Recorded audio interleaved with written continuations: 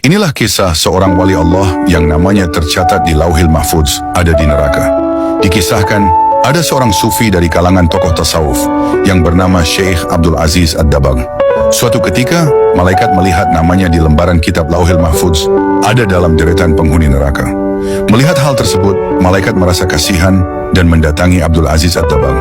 Malaikat berkata, "Wahai Abdul Aziz Ad-Dabbagh, untuk apa engkau ibadah sampai segitunya? Sedangkan aku lihat namamu di lembaran Lauhil Mahfudz, engkau adalah penghuni neraka. Mau ibadah bagaimanapun, engkau tetap akan masuk neraka." Kemudian Abdul Aziz menjawab, "Wahai malaikat, surga dan neraka bukan urusanku.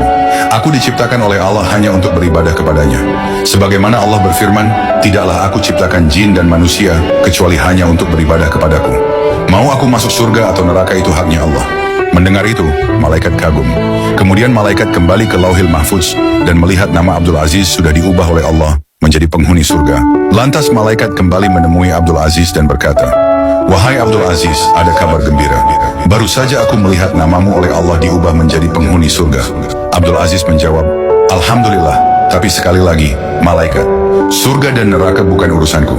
Aku beribadah hanya untuk menggapai ridhonya Allah. Kalau Allah ridho aku di neraka, ya itulah tujuanku."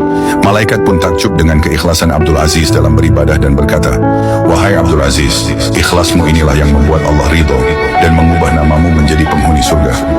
Lantas Abdul Aziz bertanya kepada malaikat, "Bila ikhlasku tadi yang membuat Allah ridho kepadaku, lalu kira-kira dosa apa yang membuat Allah murka kepadaku sehingga aku menjadi penghuni neraka?" Kemudian malaikat bercerita, "Engkau ingat ketika engkau masih kecil, ketika umurmu sekitar 15 tahunan. Engkau ingat ketika engkau tidur di kamar tidurmu, kemudian engkau mendengar suara langkah kaki ibumu menuju tempat tidurmu untuk menyuruhmu membeli sesuatu di pasar? Karena engkau mendengar suara langkah kaki ibumu menuju kamarmu. Lalu engkau pura-pura tidur padahal engkau sudah bangun. Kau pura-pura tidur agar engkau tidak disuruh pergi ke pasar.